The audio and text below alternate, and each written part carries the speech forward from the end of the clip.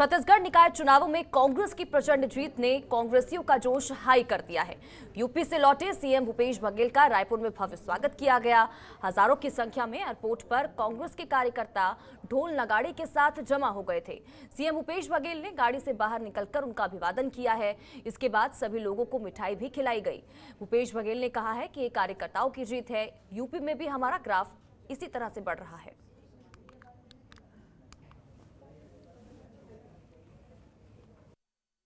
बहुत बढ़िया रिपोर्ट, चाहे वो बस्तर हो, चाहे सरगुजा हो, चाहे वो सारंगगढ़ से लेकर भिलाई, बिरगांव, सभी जगह बहुत अच्छे रिजल्ट आए हैं। मैं सभी को बधाई देता हूं। हमारे खासकर जो जीते हुए प्रत्याशी हैं उन सबको बधाई।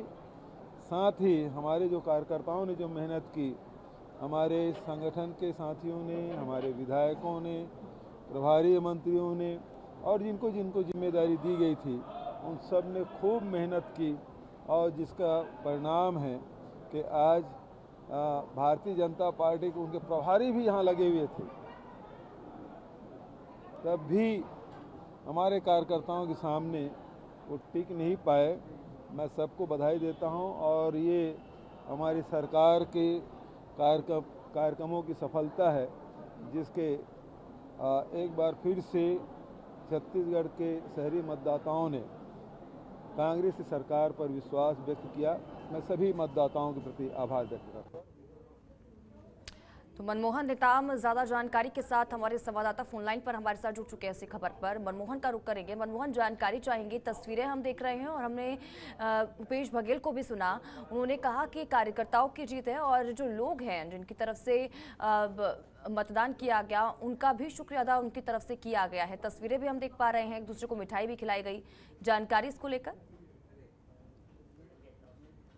छत्तीसगढ़ में नगरीय निकाय के चुनाव हुए। 15 नगरीय निकाय के चुनाव में कांग्रेस की बम्पर जीत हुई है और इस जीत का जो श्रेय है वो कार्यकर्ताओं को सीएम भूपेश बघेल ने दिया है। जाहिर सी बात है स्वाति की छत्तीसगढ़ में नगरीय निकाय के चुनाव में चाहे वो बस्तर क्षेत्र की बात करें, चाहे वो सरगुजा क्षेत्र की बात करें, चाहे वो मध्य छत्तीसगढ़ की बात करें, तो ये पूरे तीनों क्षेत्र में कांग्रेस की बम्पर जीत हुई है और इस पूरे जीत को लेकर अब कांग्रेस कार्यकर्ताओं में खुशी की लहर है। और जब सीएम भूपेश बघेल यूपी के 4 दिन के दौरे के बाद छत्तीसगढ़ पहुंचे तो उनका भव्य स्वागत हुआ और उन्होंने इस पूरे जीत का श्रेय प्रभारी मंत्रियों को और जिले के जो विधायक हैं और जो कांग्रेस के कार्यकर्ताओं को दिया है। और इशारों में उन्होंने तंज कसा है बीजेपी को कि बीजेपी का सुखड़ा साफ हो गया है और दूर दूर तक कहीं भी बीजेपी नजर नहीं आई है। तो जाहिर सी बात है ये कांग्रेस के लिए एक बढ़िया खबर है और आने वाले जो विधानसभा चुनाव में ऐसे ही अगर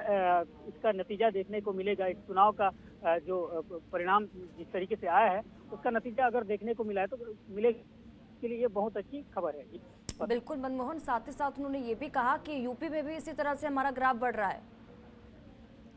बिल्कुल स्वाति, छत्तीसगढ़ के मुख्यमंत्री भूपेश बघेल को यूपी का पर्यवेक्षक जब से बनाया गया है तब से लेकर वो लगातार यूपी के दौरे पर हैं और यूपी में लगातार वो आक्रामक रूप में जनताओं के बीच जा रहे हैं और छत्तीसगढ़ की जो योजना है उसे यूपी में बता रहे हैं कि छत्तीसगढ़ में इन योजनाओं का संचालन हो रहा है। तो जाहिर सी बात है कि वो योजनाएं यूपी में भी लागू होगी और वो लगातार यूपी दौरे पर तो है ही और यूपी में लगातार वो कांग्रेस को बढ़त बनाने के लिए कार्यकर्ताओं को रिचार्ज कर रहे हैं और लगातार वो यूपी में बैठकें ले रहे हैं और रैली आयोजित हो रही है। उसमें सीएम भूपेश बघेल का एक देखा जा रहा है कि वो छत्तीसगढ़िया अंदाज में वहां पर लगातार कांग्रेस कार्यकर्ताओं के बीच जाकर जनता को संबोधित कर रहे हैं। तो अब जो नगरीय निकाय में जिस तरीके से परिणाम आया है छत्तीसगढ़ में, ये कांग्रेस के लिए सबसे सुखद अनुभूति है और छत्तीसगढ़ की जो कांग्रेस पार्टी है इसमें लगातार जिस तरीके से बीच में जो 2.5 साल का जो बात चल रहा था उसके बाद कांग्रेस में खींचतान भी देखी गई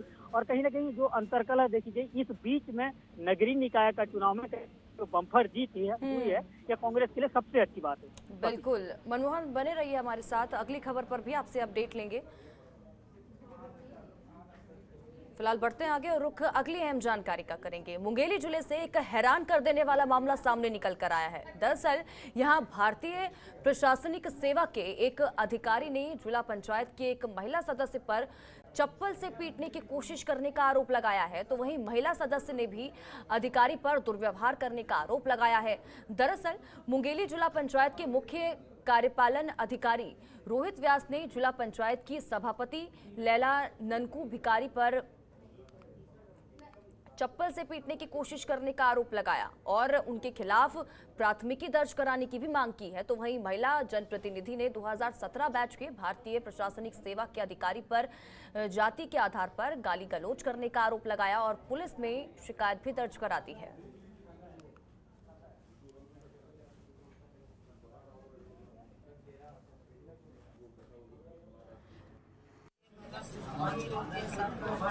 दे दो ऐसे करके वो बोले कि प्रभारी मंत्री के पास जाओ ऐसे करके बोले और उसके बाद ये बोले कि ये करके बोले 6 महीने हो गए स्वीकृति हुए मेरा काम को स्वीकृति नहीं दे रहे हैं सर, रोक दिया। बार बार जाती तो अभद्र व्यवहार करते हैं सर। मेरे को ये बोले कि कभी नहीं सुधरोगे करके बोले तो मैं गुस्सा से आकर मैं चप्पल मेरा स्वीकृति को रोक दिए हैं सर। 6 महीना हो गया, सबका मतलब 12 सदस्य है, 11 का हो गया, मेरा बस रोक दिए सर। के माध्यम से मुझे पता चला कि इस तरीके से घटना हुआ है, जिसकी लिखित शिकायत अभी हम लोग एसपी साहब को किए हैं और हम लोग भी जिला पंचायत में हैं। सभी सदस्यों का जो 14वें वित्त 15वें वित्त सभी का हो गया है, पर जो लैला ननकू भिखारी जी हमारे सभापति हैं उनका काम अभी तक स्वीकृत नहीं हुआ है। तो काफ़ी फ्रस्ट्रेशन में रहती थी और शायद आज उसी विषय को लेके फिर पुनः सीओ साहब के पास पहुँचे रही और सारी चीज़ों को शायद घटना में जो भी था इनके द्वारा बताया गया वो शिकायत हम लोग नोट करा के एसपी साहब को लिखित में दिए हुए हैं। मुझे जिला पंचायत सदस्य मुंगेली की ओर से एक मैडम है, वो आवेदन दी है और उसके साथ उनके प्रतिनिधि आए थे कि मतलब मैं कोई काम सैंक्शन के लिए जिला पंचायत गई थी और उसमें जिला पंचायत सीओ हैं उनके द्वारा दुर्व्यवहार किया गया, जातिगत ऐसा शब्द उपयोग किया गया, ऐसा करके मतलब आवेदन में लिख कर दी है। आवेदन लिया हूँ और आवेदन की जांच की जाएगी, डीएसपी धितलाल साहब करेंगे। उसके बाद ही मतलब सबको स्पष्ट होगा कि वाकई घटना हुआ क्या है। आजकल तो क्या है कि सीसी कैमरा सब मतलब लगे रहते हैं, उसकी भी जांच की जाएगी तकनीकी रूप से, उसके बाद फिर वैधानिक कार्रवाई की जाएगी। तो नीरज अग्रवाल ज्यादा जानकारी के साथ हमारे संवाददाता इसी खबर पर हमारे साथ जुड़ चुके हैं। नीरज का रुख करेंगे। नीरज, सबसे पहले तो ये पूरा मामला क्या है ये जानने की कोशिश करेंगे और क्योंकि तस्वीरें भी हम देख पा रहे हैं, दोनों की तरफ से एक दूसरे के ऊपर आरोप लगाए जा रहे हैं, जानकारी इसके बारे में।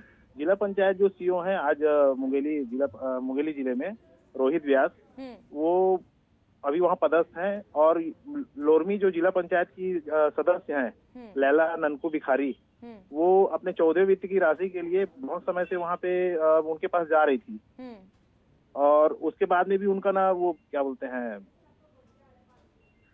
राशि स्वीकृति के लिए उन्होंने परमिशन नहीं दे रहे थे और उसके नाम से उन्होंने आगे जाकर के रोहित व्यास जो है वहाँ पे अपने जिला पंचायत सीओ उनके साथ बातचीत करने के लिए वो बैठी हुई थी और रोहित व्यास जो है वो जिला पंचायत उनके साथ अभद्रतापूर्ण व्यवहार किया गया,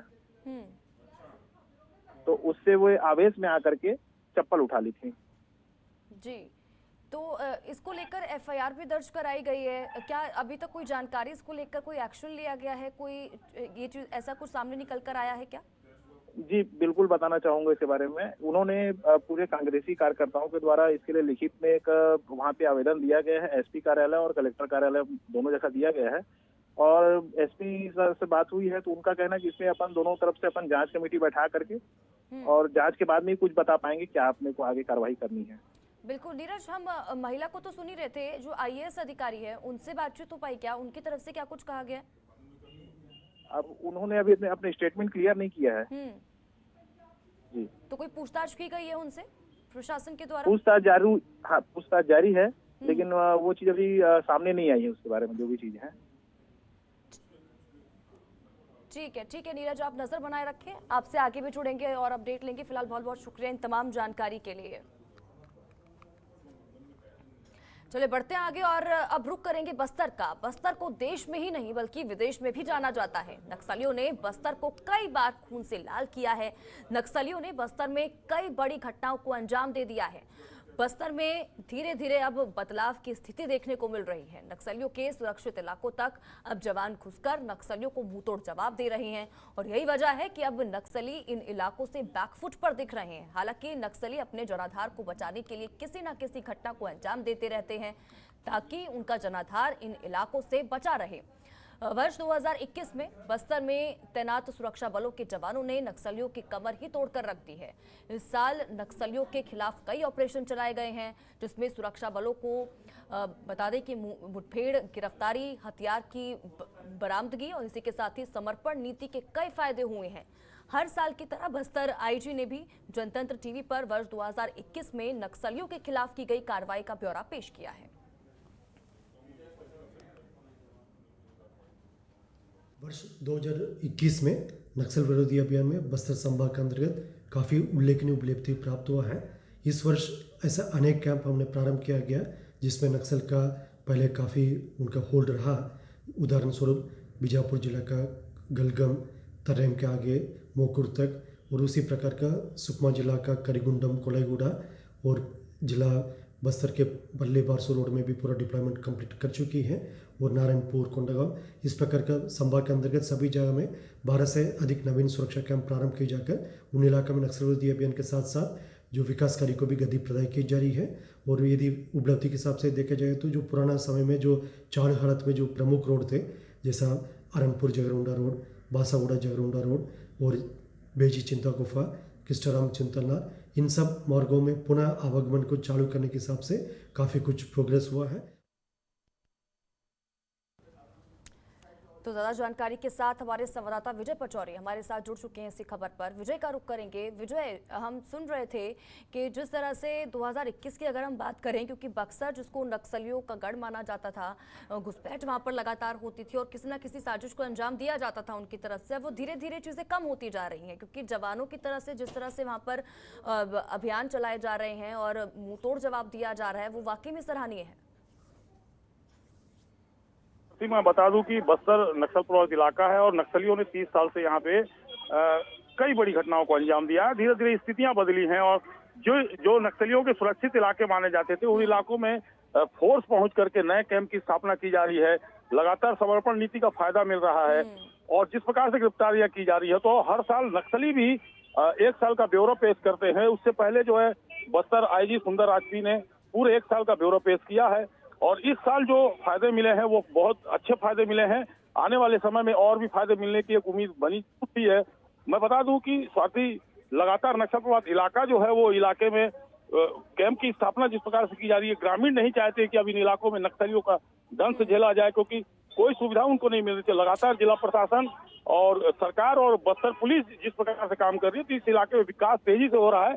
यही कारण है कि नक्सलियों की लगभग इन इलाकों से कमर टूटती दिखाई दे रही है। स्वाति, बिल्कुल नक्सली बैकफुट पर तो नजर आ ही रहे हैं, लेकिन साथ ही साथ विजय ये चीज भी कि जिस तरह से हमने सुना भी और जानकारी भी आपने दी कि कई नक्सली तो ऐसे हैं जिन्होंने आत्मसमर्पण भी किया और ये काफी अच्छी मिसाल आगे चलकर साबित हो सकती है। जी स्वाति, मैं बता दूं कि जो सरकार की पुनर्वास नीति जो चल रही है, जो समर्पण नीति चल रही है, जिन नक्सलियों ने समर्पण किया है उन्हें सरकार की जो योजनाओं का लाभ मिल रहा है। यही कारण है कि लगातार इन इलाकों से नक्सली समर्पण कर रहे हैं और अपना बेहतर जीवन जी रहे हैं। सरकार जो योजना चला रही है, जो नक्सली समर्पण कर रहे हैं उनको नौकरियां दी जा रही है, पुलिस में भर्ती किया जा रहा है और जो लोग पुलिस में नहीं जाना चाहते उन्हें खेती दी जा रही है, ट्रैक्टर दिया जा रहा है। यही कारण है कि इन इलाकों से नक्सली लगभग बैकफुट पर। हालांकि नक्सली अपने जनाधार को बचाने के लिए किसी न किसी घटना को अंजाम देने की कोशिश जरूर करते हैं। जिस प्रकार से पहले नक्सली घटना को किया करते थे, करीब 2 साल 1 साल हो गए, कोई भी बड़ी घटना नक्सली अब तक नहीं कर पाया है। जी स्वाति, बिल्कुल, बहुत बहुत शुक्रिया विजय इन तमाम जानकारी के लिए और हमारे साथ जुड़ने के लिए। खबरों के निष्पक्ष विश्लेषण के लिए सब्सक्राइब करें Janatantra TV and press the bell icon. Never miss any update.